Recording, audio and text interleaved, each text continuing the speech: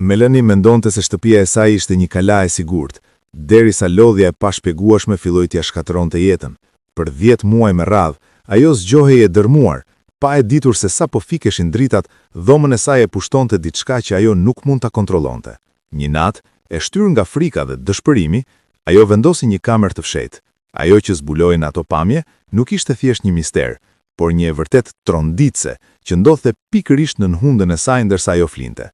Përgatituni të shihni atë që ndodh kur dritat fiken dhe bota e ëndrave përplaset me një realitet që Melanie nuk e priste kurrë.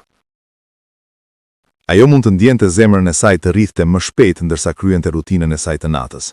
Lau dhëmbët, veshi pijamet dhe vuri fëmijët në gjumë përpara se të fikte dritat. Të nesërme në mëngjes, ajo nuk mund të besonte atë që ishte në pamjet që po shikonte. Ajo nuk e kuptonte se si fjetja e shlet përmes asaj që po ndodhte.